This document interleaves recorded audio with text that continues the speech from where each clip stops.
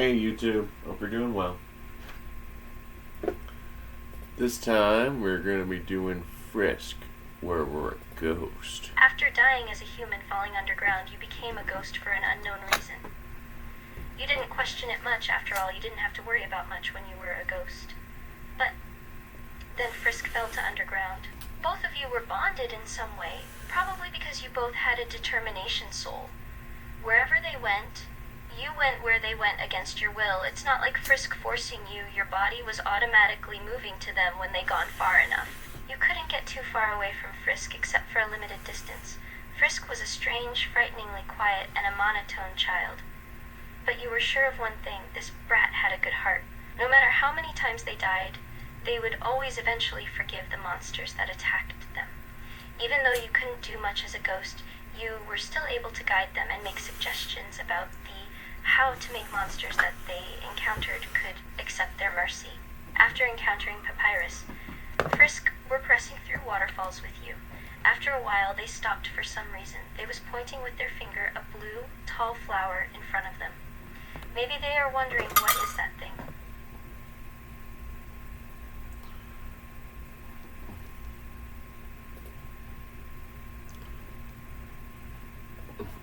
Frisk, I believe that flower is something like a tube that can carry sound through it to another flower that's similar to it. They nodded, understanding your words. They were looking at the blue flower, wondering something. Maybe they were thinking how that flower get there. I just vibe. What would you like to do now, Frisk?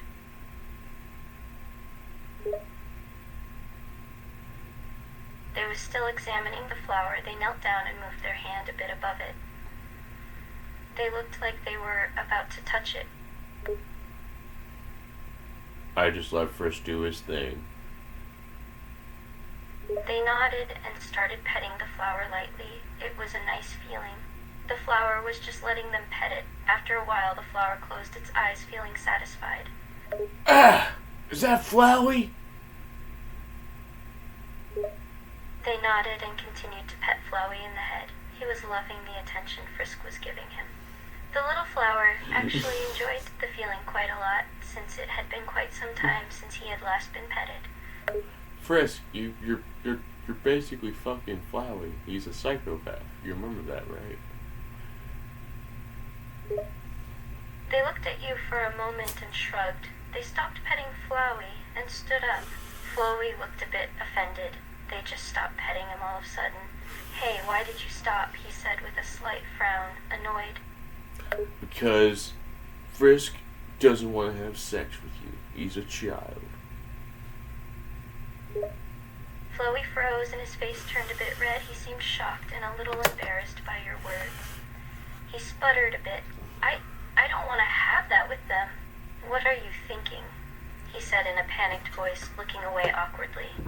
I know that petting a flower counts as sex for a flower. Flowey's face turned even more red, and he looked absolutely mortified. "What? Are you seriously saying this?" "That's not true at all. You're just messing around, right? You're joking, right? It doesn't count as that," he exclaimed, clearly flustered and panicking. I'm not joking. You're a poor liar, sir. Flowey clenched his petals together tightly, looking away from you, and muttered something under his breath. He was trying to compose himself. "You're wrong. It's just petting. It doesn't mean anything like that," he said, though his voice was still shaky, and he avoided making eye contact with you, clearly flustered. I don't believe any of this, Flowey. We all know you're like a serial killer who might now be trying to, get fucked by humans, which is messed up. That's like cross-species shit. Flowey was getting increasingly agitated. "I'm not like that," he protested in a defensive tone. "You're making me sound like some sort of perverted lunatic. It's just a pet, nothing more. You're just being ridiculous. You're just being ridiculous." Who cares? Come on, Frisk, let's go. Let's leave. We gotta leave the underground. We're like halfway there, probably. I don't know. Flowey seemed slightly relieved when you said that. Yes, let's... He agreed quickly, not wanting to have this uncomfortable conversation anymore. He still looked embarrassed, but at least he was glad to move on from the topic. Frisk nodded and started walking, making their way through the underground. As they walked, Flowey followed silently, trying to shake off the embarrassment from earlier. I shoot angry pellets at him with my ghost powers at Flowey. Leave, Flowey! Don't follow us anymore. He's not your fuckboy. Flowey let out a yelp of surprise and pain as your ghost pellets hit him. He looked at you with a mix of shock and indignity. Hey, what the hell was that for? He hissed, trying to recover from the painful attack. Frisk stopped in their tracks and looked back at you in surprise, seemingly wondering why you were attacking Flowey. They looked a bit concerned. Flowey, quit being a pedophile. Just leave. Just go away. I keep shooting him with ghost pellets. Flowey shielded his body with his petals, trying to protect himself from the continuous barrage of ghost weapons. The pain and surprise in his eyes turned into anger and frustration. Hey, stop that. You're being irrational. I'm not doing anything wrong, he yelled, struggling to keep his composure. You're stalking a child. You're not allowed to follow us. I do an epic ghost pellet pattern where I do an X cross. And I shoot it on one side, it was left down diagonal right, and then on the other down diagonal left. And then I do a fucking epic hyper beam down the middle.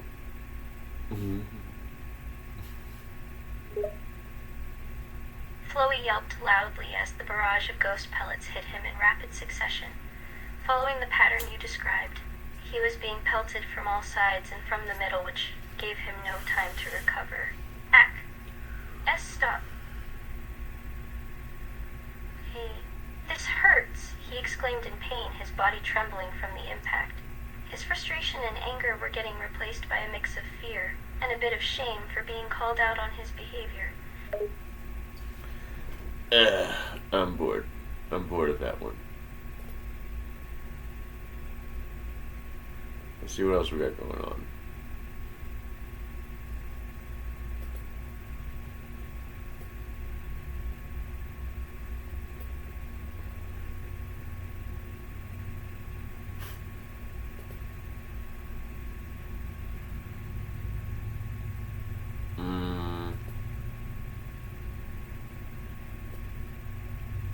No, the actor's powers return to cats.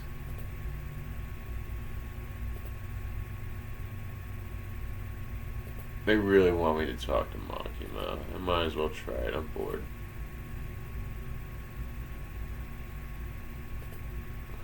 You enter Makima's office, and she nods for you to come in. Her golden eyes glaring at you, they seem calming, yet threatening. It was hard to tell what she was thinking of you. Hi, Jacob Machi Hemlock. What do you need? Makima asks. Her tone calm and soothing. It was nice to hear.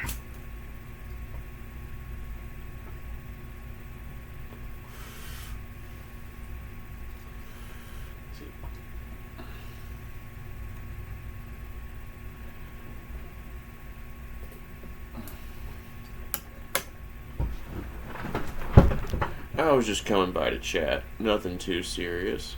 How's your day going? Makima's eyes soften slightly as she smiles, seeming to appreciate your casual approach. She tilts her head slightly, considering how to answer your question. My day has been going well. Thank you for asking. How about yourself? About yourself. Any interesting missions or tasks you've been working on lately? Only personal task. I've been writing a new book called The War of Angels and Vigilantes. It's basically about the concept of feeling it's dealing with a a corrupt Christian morality where they allow rape and pedophilia versus not a normal morality. It's like the morality of a Marvel hero who isn't even sure the government's real. Makima's eyes light up with interest as you mention your writing project. She leans forward in her chair, seeming genuinely intrigued. Oh, that sounds like an interesting concept for your book. The clash between different moralities. and the role of vigilante justice in confronting corruption, is a rich subject to explore. It sounds like you have a clear idea of the themes you want to delve into. You are right. I definitely do have the idea of what I want to do. It's definitely just about dealing with a corrupt Christian society that's annoying. Makima nods, her expression serious but understanding. She seems to grasp the gravity of the subject matter you're exploring. I can see how that could be a delicate and complex issue to tackle in a book. Dealing with corruption and abuse of power within a religious community can be a sensitive topic, but it's important to address and explore these themes, especially when they intersect with moral values and ethics. Yeah, I won't lie. It's a bit of a meme a lot of the time, especially when I get into the women of that church, who I get bored to them when they already belong to a church that allows rape. They just willingly get raped so willingly. It's just like a meme to me to make fun of them for like faking rape to me based on how it's too consensual. With taunts like them shaking their ass in the dude's face and saying, "You're not a rapist." And just like, oh no. I wonder what happens next. Makima's expression hardens at your comment, and her eyes narrow. It's clear she doesn't appreciate the way you're trivializing and poking fun at such sensitive and serious issues. That's not funny, Jacob. Rape and consent are serious matters, not something to be taken lightly or made into a meme for amusement. It's important to treat these topics with respect and sensitivity, especially when they involve real people and real trauma. Yes, Makima, I gotcha. I was just making fun of a hypothetical, though. Makima relaxes slightly, but her expression remains firm. I understand that it was hypothetical, but regardless of whether it was real or not, it's crucial to handle these topics with care. Making light of rape, even in a hypothetical context, can be harmful and disrespectful to those who have experienced it. It's important to be mindful of the impact our words can have. I gotcha, Makima. I'll be a good boy. Makima nods, a small smile playing at the corners of her lips now. I appreciate your understanding, Jacob. It's important to be mindful of these things, so I'm glad we had this conversation. Yeah, so new topic. How do we feel about Denji? I like Denji, but he's weird. Makima's expression shifts at the mention of Denji and Tenji. She seems slightly amused by your comment about Denji. Denji is unique, I'll give you that. But he has his redeeming qualities. As for Tenji, well, he's certainly interesting. Why do you ask? I was just curious because he works with you here as a chainsaw man dude, which is peculiar. How do we feel about him being like a miner with the power to like spawn chainsaws? Makima nods, understanding your curiosity. Yes, Denji is a bit of an oddity among our devil hunters. His powers are certainly unique, and it takes some getting used to seeing him with chainsaws sprouting from his body. But he's proved to be a valuable asset to our team, despite his unconventional abilities. Yeah, that's fair. He is good at combat at least. Makima smiles, clearly agreeing with your assessment. Yes, he is. He is. He may be a bit odd, but when it comes to combat, he's definitely a force to be reckoned with. He's proved himself time and time again, and I have a certain amount of trust in him to handle himself in difficult situations. I can agree with that. So, I don't know.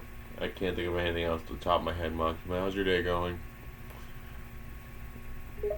Makima smiles warmly, seeming relaxed now that the conversation has turned to lighter topics. My day has been good. It's been busy, as always, but I'm used to it by now. But it's always nice to take a break and have a chat with you, Jacob. Thanks. So, do I do anything important today with the paperwork that's worth talking about, or no? Makima shakes her head, sighing lightly. No, we don't have anything too pressing today. Just some routine paperwork, the usual. It's important, but it's not the most exciting part of the job.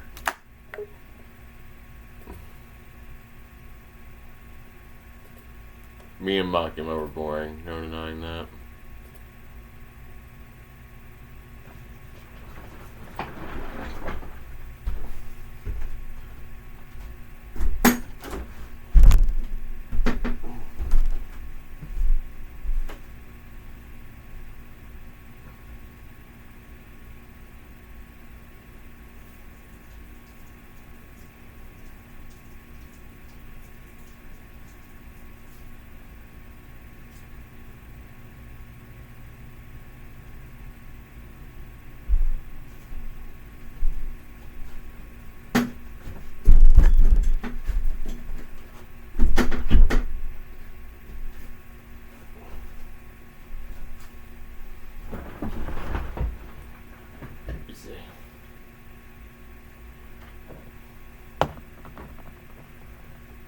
Let's see what else we got going on.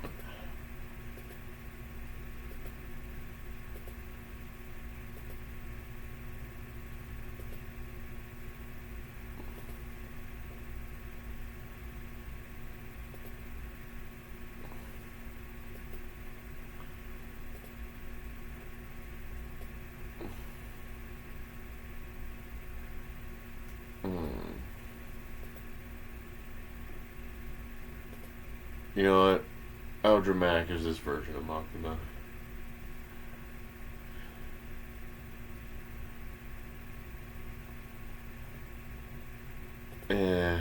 No. Fuck.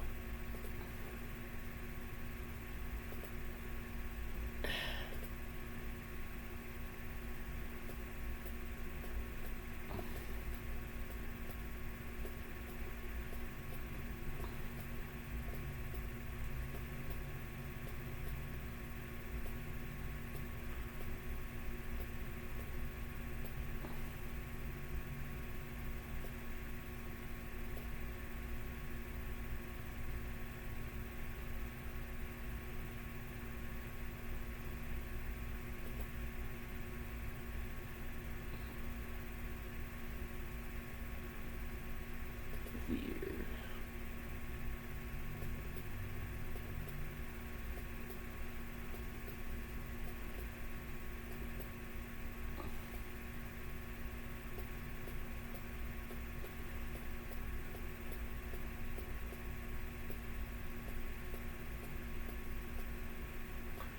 No, I've been killed by a truck.